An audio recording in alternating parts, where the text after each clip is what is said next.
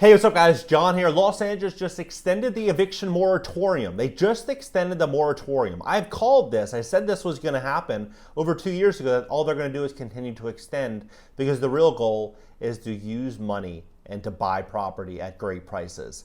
And people thought that that was crazy and it was never going to happen. But now what's happening is that they're saying that the big problem is affordable housing. They're saying that they need to step forward and buy affordable housing to provide people with a cheap place to live.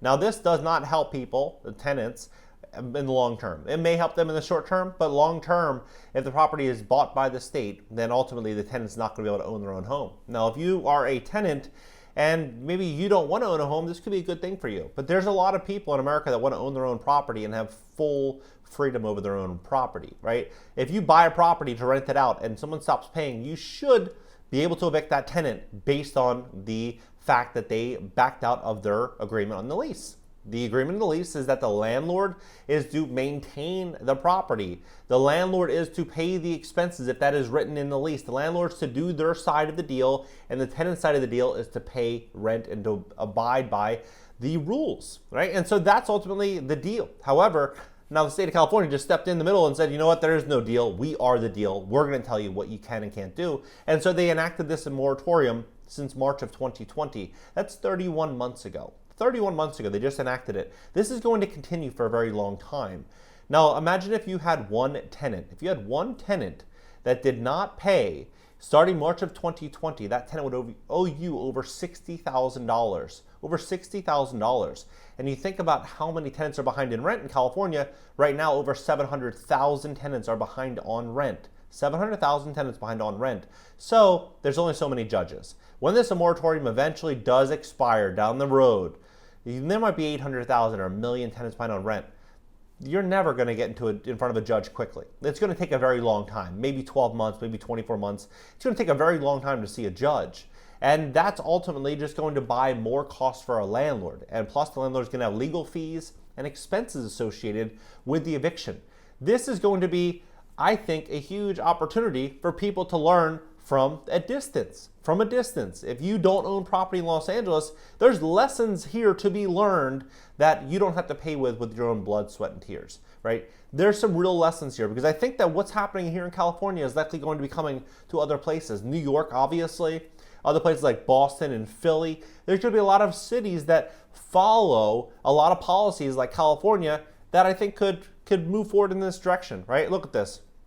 This came out today, August 1st. August 1st came out, it's very clear where this is going. August 1st. LA City Council votes 11-1 to keep the moratorium in place, 11-1. Like you think about, it wasn't even close. It was not even close. So the next time that they go to extend this, they talk about, should we cancel it, should we extend it? With 11-1 saying to keep it, to me, it just signals that it's just going to be more and more extensions. Following Los Angeles City Council 11-1 vote on Wednesday, extending the eviction moratorium yet again, despite the pandemic-instituted protection being virtually erased from most other places in the state, Los Angeles has had the eviction moratorium in place since the spring of 2020, originally enacted as a measure to help stop the spread, helping keep people in their apartments and homes. The moratorium has been increasingly decried by landlords and residents alike for placing the burden of safety measures solely on the landlords. And during this entire time, 8 months ago, Gavin Newsom was laughing. He was laughing, saying that he just purchased 5,000 units over the last 6 months from mom and pop landlords in the state of California, right? They want to combat affordable housing. They have a $100 billion surplus. What are they going to do with the money? They're going to buy property, right? They're going to buy property. There's no doubt about it. They're not just going to hold on to this depreciating currency. They're going to buy properties, and then they're going to be able to set the rules on those properties. Case levels tapering off and far less dangerous forms of this mutating. In LA County has continually approved new extensions for the past 2 years, with courts agreeing to the moratorium should be kept in place due to public health crisis. They don't even put a deadline on this, by the way. As of LA County, it was 2023. In LA County, 2023, June 2023. And so this moratorium is in LA City, right? And so the city of LA is continuing to move it. They're just going to continue moving and moving this down the road. I would not be surprised, mark my words, if this moratorium is in place in 2025, right? I would not be surprised. Landlords, particularly small landlords with only 1 or 2 properties, I've been hit the most with the moratorium, causing not only their finances to be depleted, but also helping to contribute to the affordable housing crisis. A lot of mom and pop style landlords have had to sell because of the moratorium, stresses Michael Yuan, a landlord in Los Angeles, to the Globe on Friday. And guess who they are going to? More private owners or these equity firms. And since we're usually cheaper, they jack up the rents as soon as they bought their places at as much as they could, and found inventive ways to get rid of tenants legally, and we don't usually have the resources for it. So congrats, LA City Council. You're making the situation here worse by ignoring the needs of smaller landlords, still offering competitive rent prices and making rents, especially in gentrifying areas, much more unaffordable. And you're still making people homeless out of all of this. On Wednesday, a social justice group, Alliance of California Community Empowerment, protested outside of the city council meeting, pushing for them to continue the moratorium due both to the continuing dangers of this and how a large-scale eviction would make many homeless. Well, eventually it's going to be a situation in which it's not just going to be tenants that are homeless, it's going to be landlords, the mom and pop landlords as well, that are going to be homeless. Now, when they're pushing the responsibility of one group onto another group, if that other group cannot carry them, they're going to have a much bigger problem, or for them, potentially a way in which they can offer a big solution, right?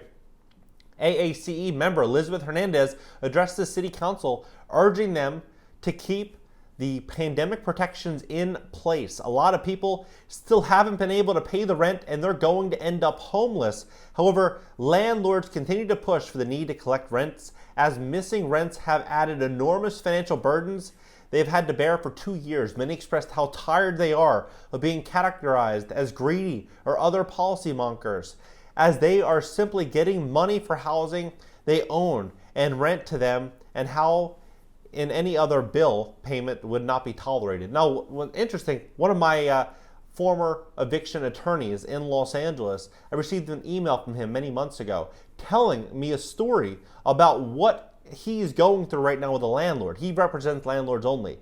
And he had a landlord that was renting out their home in the Hollywood Hills for $50,000 per month. $50,000 a month. And this tenant had $4 million liquid sitting in a bank account, $4 million bucks. And when the moratorium was announced, the tenant just stopped paying, saying, you know what, you can't evict me, 50 grand a month, I'll save it. Landlord couldn't do anything. And now the landlord, I don't know what happened to the landlord, but I know that the landlord probably either kept the tenant in place because they couldn't evict them, or they paid that tenant to leave. It's a unique situation, 50 grand a month. A lot of people think that, hey, it's just the tenant that has no money. I think it could be a large group of people, some people that really can't pay, but other people that simply have the means but just realize, hey, this could be an opportunity or a moment for me to save money so I can eventually buy my own home, right? If there's these loopholes, people are going to exercise them. You can't walk into a neighborhood grocery store and say, because food is a necessity, I'm going to walk out without paying. No, Department Association of Greater Los Angeles President Cheryl Turner, but we are being criticized for asserting our rights to collect our rent. Yuan added that for many of us, collecting rent is our retirement income. This is our 401k. Many landlords are on disability, and for them, running rental units is a job they can manage.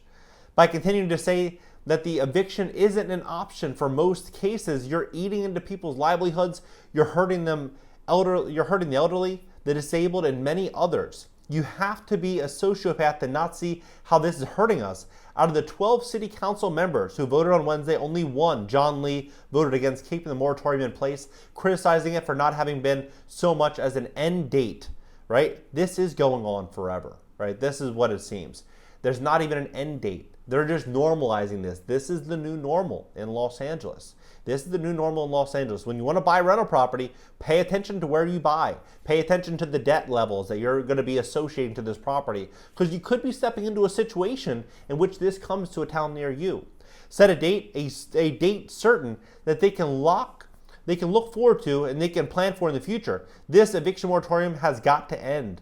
Another vote on extending the moratorium is due later this year. 11-1. What do you think that vote's going to look like later this year? They're already saying that there's all these problems. We're reading all the headlines right now. People are getting sick and this and that. In the winter, what do you think is going to look like, right? I think we could see more problems. I know for sure. I can almost promise you that this moratorium is likely going to continue getting extended and extended and extended. What do you think about this entire situation? What do you think about it? Drop it below.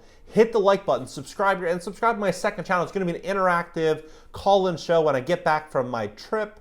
And on Twitch, you can follow me there. And I'm doing daily live streams right now. I'm in Florence, Italy. So I'm doing walk-and talks and live streams, answering questions. So join there. And also on Discord, I have a Discord channel down below. And LinkedIn, Twitter, Instagram, and TikTok up in the banner. But what do you think about this? Do you think we're going to start to see eviction moratoriums start to come back in other locations this winter? Drop below. Let's talk about it. And I'll catch you guys in the next video. If you're interested in being sponsored on my YouTube channel, visit cashnow.video/sponsor and fill out the application.